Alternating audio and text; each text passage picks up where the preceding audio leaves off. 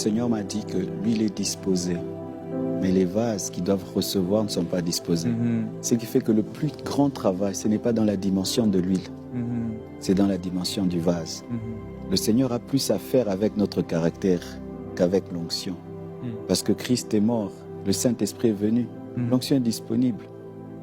Lorsque le corps tombe malade et qu'on est incapable de respirer, il n'y a pas un problème avec l'oxygène, il y a un problème avec le poumon. Donc vraiment, je demande à celui qui a reçu cette parole de la prendre très au sérieux, parce que je vois que tu es dans un processus, tu vas trop vers l'huile, alors que ta priorité n'est pas l'huile. La priorité, c'est le vase. La priorité, ce sont tes blessures. La priorité, c'est ta personne. Elle ne peut recevoir ce que Dieu veut donner. L'huile est disponible. La puissance de Dieu est disponible.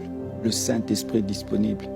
Mais la personne que tu es, maintenant, parce que je crois que tu vas changer, tu es en train de changer, ne peut recevoir le grand dépôt. C'est pourquoi même on a grandi un dépôt lorsqu'on veut mettre beaucoup. Et Dieu veut que tu lui crées de l'espace, parce que ce qu'il veut mettre en toi est grand, et paye le prix de la chambre haute. Paye le prix de monter sur le tour, afin que le potier t'agrandisse, te répare. Merci Seigneur. Merci Seigneur. Seigneur, alors que Frank disait qu'il y a une onction pour la réparation, la restauration ce soir, et cette œuvre que tu veux faire dans les cœurs brisés, ceux qui souffrent, alors qu'ils entendent ce message, il faut aller, il faut briller, il faut prêcher, il faut guérir, il faut faire du bien partout. Mais eux-mêmes, Seigneur, sont brisés dans leur caractère, eux-mêmes sont meurtris dans leur corps, eux-mêmes sont sous l'influence de la peur, de l'amertume, des blessures intérieures. Père, je prie ce soir, au nom de Jésus-Christ. Oh Seigneur, que tu parles au cœur maintenant, que tu touches les vies et que véritablement ton peuple ce soir accepte de se tenir dans ta présence, de se tenir dans ta parole, pour que toi, Seigneur, tu les restaures. Seigneur, comme tu as pris ma vie, comme tu m'as pris loin dans le rejet, alors que je ne pouvais même pas avancer plus loin dans le ministère parce que j'étais incapable, j'allais exploser, j'allais devenir une dynamite. Mais Seigneur, tu m'as libéré. Seigneur, tu as guéri mon cœur. Je prie, Seigneur, pour tous ceux qui ont le cœur brisé ce soir, qu'au nom de Jésus-Christ, il y ait une onction fraîche de guérison. Maintenant.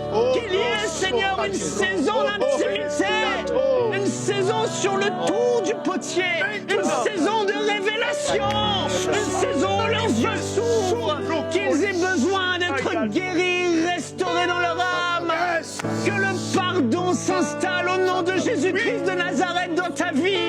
Tu as trop longtemps refusé de pardonner. Tu as trop longtemps refusé d'aller sur le tour devant Dieu, à pardonner ceux qui t'ont offensé. Mais l'Esprit de Dieu te dit ce soir, cesse de résister. Cette personne que tu gardes dans ton cœur, qui t'a meurtri, qui t'a blessé, qui t'a traité comme tu ne devais pas être traité. Tu ne méritais pas ce qu'il t'a dit. Tu ne méritais pas ce qu'il a fait. Il t'a abandonné, il t'a mal parlé. Et depuis, tu as gardé l'amertume dans ton cœur. Depuis, il y a cette colère qui est là. Mais cette colère, c'est ce qui bloque ta vie.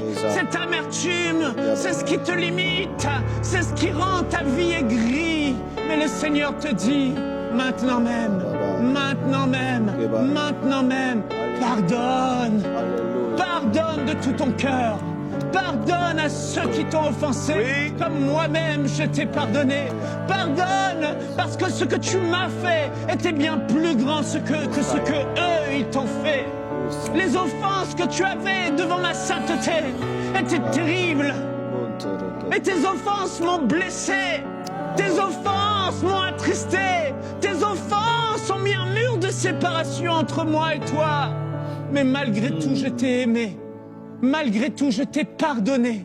Et comme je t'ai fait grâce, comme je t'ai pardonné, comme je ne t'ai pas traité selon tes péchés, selon tes offenses à mon égard, dit Dieu, toi aussi aujourd'hui, accepte de te laisser malléable sur le tour du potier et la parole de Dieu pénétrer ton cœur et choisis le pardon. Dis-le maintenant de ta propre voix. Plusieurs d'entre vous, vous avez envie de vous mettre à genoux. Certains, vous avez envie, je vois, de vous allonger par terre et de crier. Parce qu'il y a cette personne à l'intérieur, cette blessure qui est là. Et elle part maintenant par un cri. Le cri du pardon. Oui. Seigneur, je relâche. Seigneur, je pardonne. Nom de Jésus. Seigneur, j'accepte enfin de libérer mon cœur. Il y a un enfant, mais tu es un adulte maintenant. Et c'est à tes parents que tu n'as pas pardonné. Et maintenant même, tu pardonnes à tes parents. Pardonne. Pardonne à papa, pardonne à maman. Toute ta vie a été un chaos et des blessures sur blessures parce que tu as gardé cette souffrance de ce que tes parents n'ont pas fait dans ta vie ou ont fait dans ta vie qui t'ont blessé. Et aujourd'hui, le Seigneur te dit, pardonne à tes parents. Pardonne-leur. Et le pardon vient comme un baume de guérison restaurer ton cœur. Il y a une autre personne, c'est ce conjoint que tu as eu qui t'a blessé. Et aujourd'hui, vous n'êtes plus ensemble, mais même quand vous vous êtes séparés, ce que cette relation a laissé est encore dans ta vie et te bloque. Ce sont ces fissures. Laisse le pardon restaurer ces blessures, fermer ces fissures. Laisse le Seigneur agir maintenant. Dis, Seigneur, je pardonne. Je pardonne à cet homme ce qu'il m'a fait. Et tu es encore marié, toi, pardonne à ton conjoint. Seigneur, je lui pardonne. Libère cette personne. Bénis-la. Souhaite-lui le meilleur. Au nom de Jésus. Merci, Seigneur.